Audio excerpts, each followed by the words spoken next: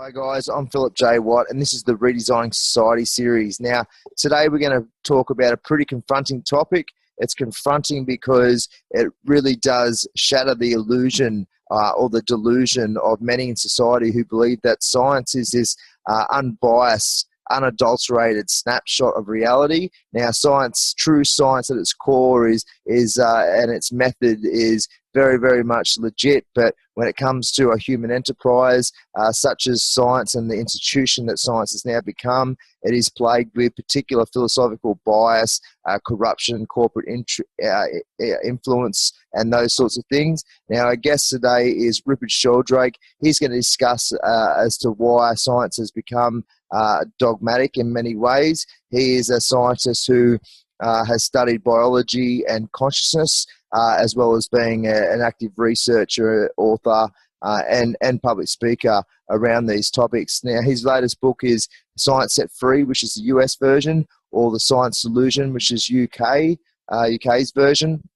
And that pretty much talks about 10 assumptions that still continue to infiltrate the way that evidence is interpreted in the 21st century. So thank you for joining me, Rupert. Yeah, a pleasure to be with you. Your latest book, The Science Delusion, really does call out scientific methods and biases in the establishment in ways that really ask it to reconsider some major assumptions that we might even be able to call dogmas. Can you explain a little bit about that? Well, science has been dominated since the late 19th century by philosophical materialism, which is the belief that all reality is essentially material. And that belief grew up in reaction against dualism, the idea there's a realm of matter and a realm of mind or consciousness. Basically, what it says is that the universe is unconscious, matter's unconscious, everything's made of matter. And it then runs into immediate problems as to why are we conscious? That's called the hard problem. It doesn't have any explanation for consciousness. And it's also a very dogmatic view of how the world works that's rather closed to broader alternatives.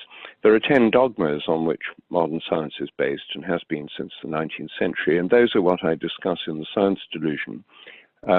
The idea that nature's mechanical, matter's unconscious, the total amount of matter and energy are fixed, memories are stored in the brain, and so on. I won't enumerate them all right now, but what I do is take these dogmas and turn them into questions and see how well they fit in with existing scientific evidence. The answer is none of them fit in very well.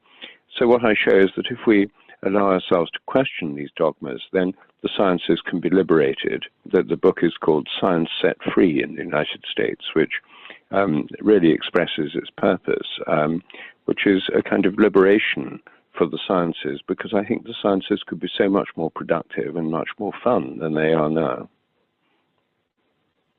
So that really shows how much philosophy is integrated into the scientific method and understanding and interpretation of the evidence that we can sort of generate in modern day science. What other pressures actually impact the direction of science and the support that scientists feel safe, I guess, to advocate? Well, most scientists are now working in various kinds of institution. I mean, one of the things that inhibits the freedom of science is the fact it's now almost 100% institutional. In the 19th century, a lot of scientists worked freely and independently. Charles Darwin, for example, never had an academic post or a government grant. He was privately funded, and he did exactly what he wanted and was able to do highly original research just working from home. Since the Second World War,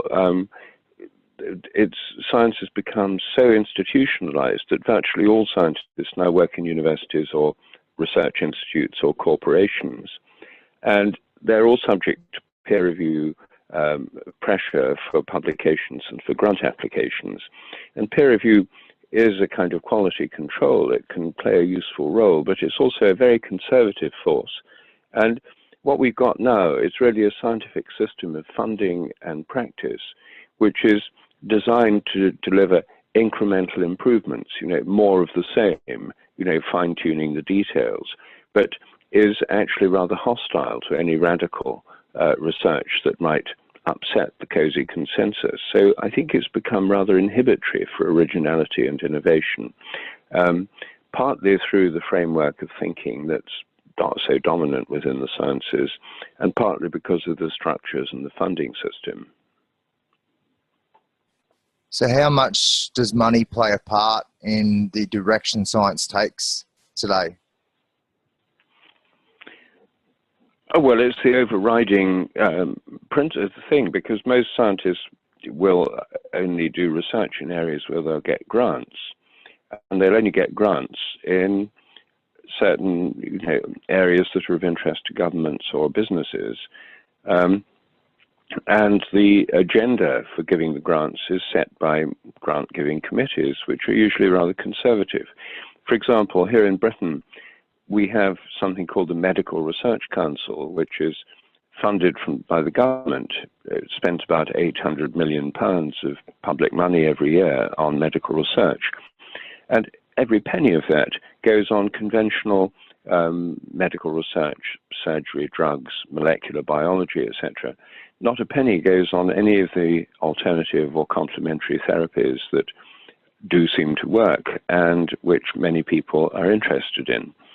And so the reason it's so biased in favor of conventional mechanistic medicine is perhaps partly owing to the influence of corporations, but largely owing to the ideological commitment of the people who run the system to the materialist worldview, that they think the only kind of medicine that really works is mechanistic medicine, and therefore why waste money on other forms of medicine which they regard as quackery. So this is where we see a tremendous bias in the research effort based on people's beliefs and dogmas.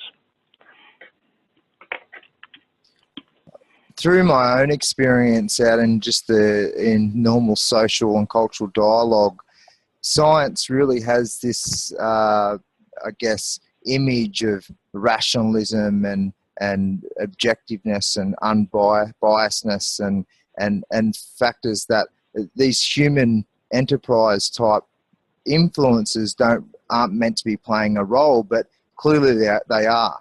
So in terms of fields of study that are ridiculed but actually deserve respect and really need to be opened up to supported investigation by the scientific community and also the society itself, what areas do you think we should focus on there? Well, one I've just sort of touched on is alternative medicine. I think we should have a system of research that compares the effectiveness of different medical treatments. For example, if a lot of people have lower back pain, which they do, then try out, randomly select patients in a trial, send some to acupuncturists, some to homeopaths, some to chiropractors, some to osteopaths, anyone who claims to be able to cure it.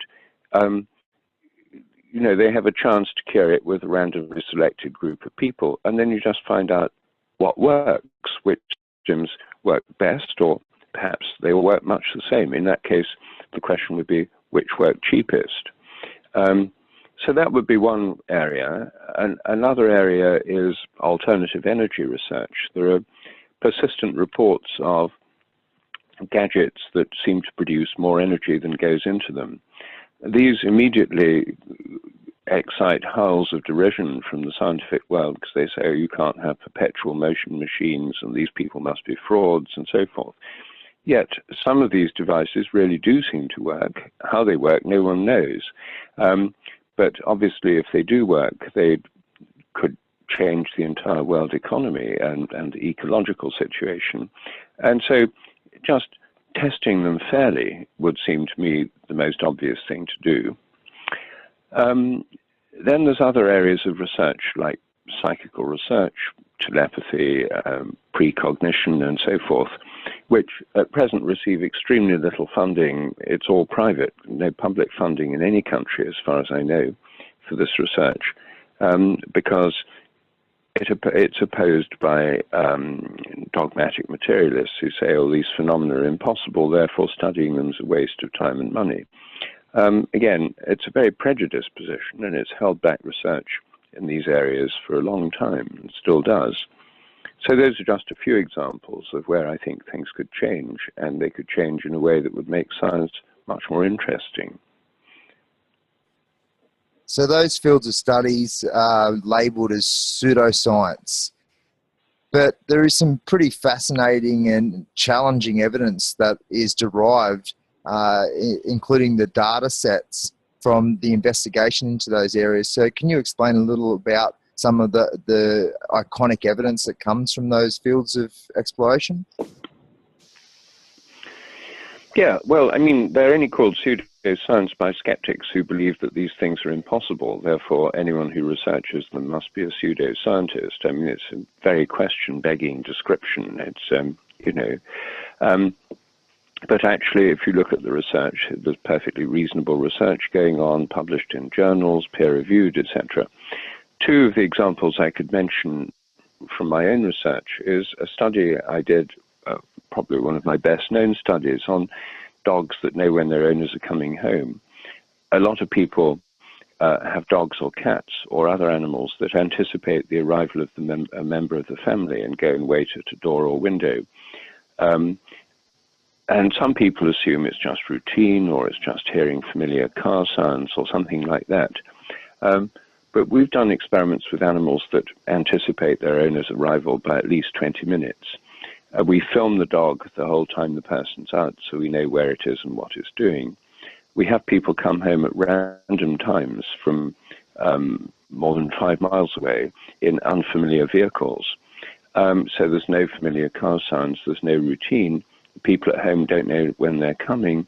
We've got all the whole period the person's away on film, so we know just what the dog's been doing. And these dogs over and over again go and start waiting for the people when they set off to come home. Now we've published those papers in peer-reviewed journals. They're summarized in my book, Dogs That Know When Their Owners Are Coming Home. And there's now a lot of research, I think, that shows that telepathy is normal. It occurs in animals as well as in people. It's normal, not paranormal, natural, not supernatural. So that's one line of research. I've also done a lot of research on telephone telepathy with people. The commonest kind in the modern world occurs in connection with phone calls. You think of someone who then rings and you say, that's funny, I was just thinking about you. Or some people just know who it is when the phone rings before they've looked at the caller ID or answered the phone. Again, that can be tested experimentally, and we've done a whole series of experiments. The basic experiment involves people who have it happen to them quite often, who are fairly sensitive. They give us the names of 4 people they know well and their phone numbers. We pick one of the 4 at random and ask that person to ring their friend. The subjects in these experiments are being filmed continuously, so we know they're not getting other phone calls or emails. When the phone rings, they have to guess which of those 4 people is on the line. They can't know by normal means because we picked them at random. So before they answer the phone, they have to say who it is. I think it's John. They pick it up and say, hello, John. They're right or they're wrong. By chance, they'd be right 25% of the time, 1 time in 4. And in fact, in these experiments, they were right 45% of the time with hundreds of trials. So highly significant statistically, showing that more is going on than just chance guessing. And this has now been replicated quite widely. And I think telephone telepathy is a real phenomenon, and it's happening all the time, and most people have actually experienced it themselves. So what level of deviation from chance do these sort of statistics suggest? Well, the one with telephone telepathy was like 1,000,000,000 to 1 against chance. I mean, it was very, very highly significant. And the ones with dogs were hundreds of thousands to 1 against chance. So we're talking statistical significance of very high level. I mean, this is as significant as the existence of the Higgs boson. This is very significant results. Incidentally, anyone in Britain or Canada or the US can do the telephone telepathy test themselves now. We have an automated version that works on mobile phones. And on my website, there's a link to that. So I would encourage anyone who's interested to try it themselves. I recently spoke to Dean Radin, and he said that curiosity is something that really keeps him going in terms of not bothering, not focusing on the ridicule that the mainstream narrative, or what I call the mainstream narrative, sort of pressures scientists who follow these fields of research. Is that something that that drives you? Oh, very much so. Yes, I'm driven by curiosity. I want to find out more about the nature of nature and the nature of minds. And so that's the primary thing. I mean, if I paid too much attention to the entirely negative and unhelpful criticism from organized skeptic groups, it would get me down. But I listen to reasonable criticism, and indeed it's very important to do that. But much of it's completely unreasonable from people who know nothing, who've never read the evidence, who have nothing to offer but their prejudices. And the level of these skeptical attacks is pretty low. There's now a website called Skeptical About Skeptics, which I'd recommend for anyone who's interested in these skeptic groups, to see just how biased and how ignorant most of their criticisms are. They're working from an ideological agenda. But if one wants to get on with the research, which is what I do, it's not very helpful to think about them, and they're certainly not going to contribute much. So I just try and get on with it. And of course, reasonable criticism, suggestions from colleagues and other scientists are all very welcome. But the exciting thing about working in these areas is that there's so little known, so much to find out.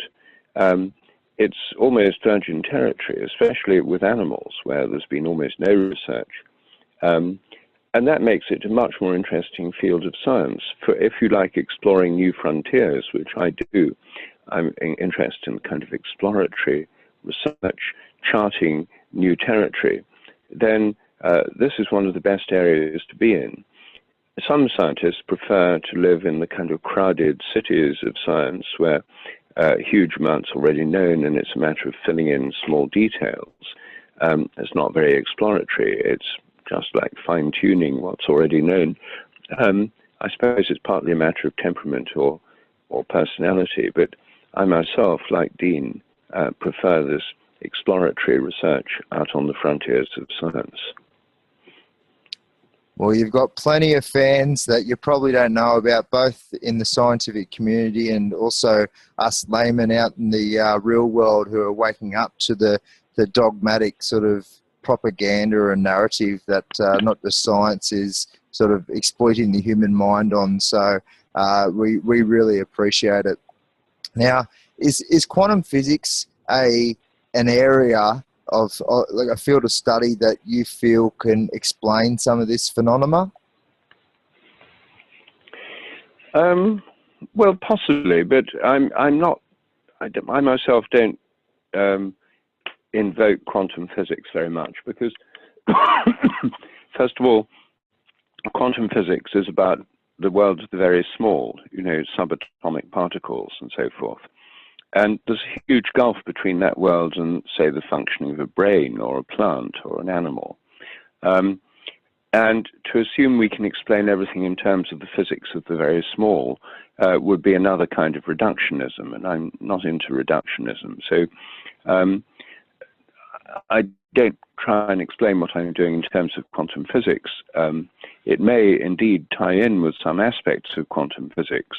One of the most suggestive is the phenomenon of entanglement, where two particles that have been part of the same system remain linked even over hundreds of miles when they're separated, so a change in one affects the other.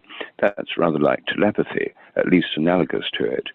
And Dean Radin thinks that quantum entanglement could apply to minds, not, of course, at the quantum level, electrons and so on, but that the whole minds might be entangled in a way that's similar to entanglement in quantum physics. At the moment, I think that's just an analogy. Whether or not quantum physics can explain these things remains to be seen. In the meantime, I get on with the job of doing the experiments, and my own theory of morphic fields is really saying that systems have holistic properties, which may or may not ultimately turn out to be like quantum properties, but we can get a long way with just working on the idea that our minds have fields that extend beyond the brain, and that they can link us together, that when we link to other people, we're linked through fields that connect us. And I think those help to explain a lot of the data that we get from this kind of research. So we know our electromagnetic field from our heart and our body extends beyond our physiology or our physical sort of framework. Would you consider those fields as a part of that spectrum or something more subtle? Oh, I think it's something more subtle. I mean, certainly you can measure the effects of hearts. You know, everyone agrees you can measure them on the surface of the body, which is what happens with electrocardiograms in routine tests in doctors' clinics and hospitals. But you can detect electrical fields from, you know, further away, at least several inches away, maybe several feet. But in my telephone telepathy experiments, for example, we were testing people in England and people in Australia, and showing that telepathy happened between England and Australia over 12,500 miles, as far away as you can get. And it's inconceivable that that could just be electrical impulses from hearts or brains traveling that far and being detectable. So I think we're talking about another kind of field or interconnection in nature. And would you suggest that consciousness plays a role in that? Yes, I mean, minds, at least. Minds play a role in it. But most of our own mind is unconscious, and I think most minds in nature are largely unconscious. So mind and consciousness are not the same thing, because you can have unconscious minds, unconscious mental activity. So I think a lot of telepathy actually doesn't depend on consciousness itself. I think it's a pretty basic instinctive thing. For example, I'm currently doing research on telepathy between mothers and babies, and many mothers find that when their baby starts crying, when they're miles away, their breasts pick it up. This is nursing mothers. Their milk lets down, their breasts start squeezing out milk. That normally happens when they hear the baby cry, but if they're miles away and they can't hear their baby cry, when their breasts start squeezing out milk, it's called the milk letdown reflex. They assume their baby needs them, usually. That's what most mothers assume. And they often ring up and find, yes, their baby does indeed need them. I've done studies on this. It's way beyond chance. It seems to be a real telepathic phenomenon. But this is not based on consciousness per se. Their breasts are reacting. It's as if the physiology, their body's responding. Then when they feel their breasts react, they think, oh, my baby must need me. But the primary response is unconscious. And I think a lot of these psychic abilities are working below the level of normal consciousness. And in fact, quite often modern people remain unaware of them because their conscious minds are so filled with chatter of social networks and that kind of thing that they just don't notice some of these things that are happening in their own bodies. So did you start with a particular philosophy and that went through a revolution through your research, or did you begin with an open mind to these sorts of things? And have you witnessed this occur in other scientists or colleagues in terms of those who actually really investigated this data, really investigated this evidence, and through that process, they were awakened to this sort of phenomenon happening in the classical manifested world? Well, I started actually as a scientist with a pretty conventional mechanistic attitude. And it was through my research on the development of plants at Cambridge, conventional mechanistic research, that I came to the conclusion that one needed to go beyond that mechanistic framework to a field theory of plants with the idea of morphogenetic fields. So I came to this largely through conventional research on plant development, not through amazing revelations or mystical experiences or amazing psychic phenomena in my own life. And as I thought about these broader scientific ideas, I realized that this field effect that I was thinking about could help explain telepathy. So I then got interested in telepathy and research in psychic phenomena because of a bigger scientific interest. Now, that's an unusual path. Most people get interested through personal experiences, and in many ways, the most convincing evidence comes from personal experience rather than statistical data in scientific papers. But this is quite common. These phenomena are really quite common, and most people have had them, especially in relation to telephone telepathy. And we just heard a telephone. So we may need to wind up there.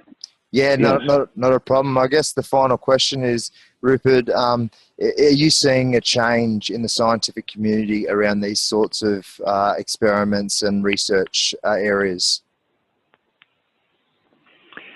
Well, yes. I mean, the thing is, there's a big difference between what people will say in private and what they'll say in public. Most scientists are frightened of being identified as having unconventional views, etc., and they'll keep very quiet with their colleagues.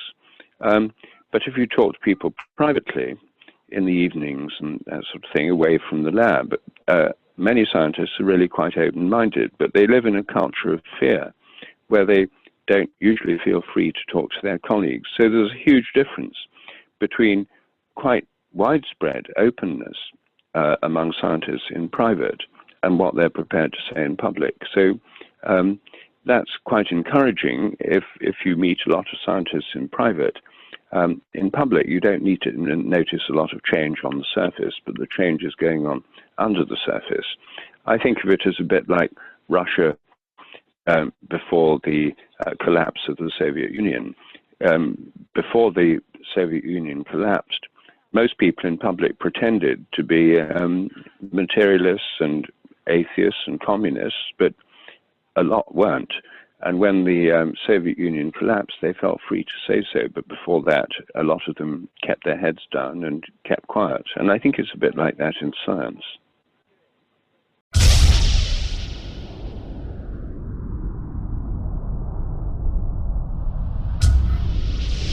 Thank you so much, Rupert, for joining us. It was an absolute pleasure. I'm pretty sure the audience is really going to be not just appreciating a bit of a reinforcement of some of that information, but learning some of it as well. So thank you. Good. Well, thank you. Right. Bye for now, Phil.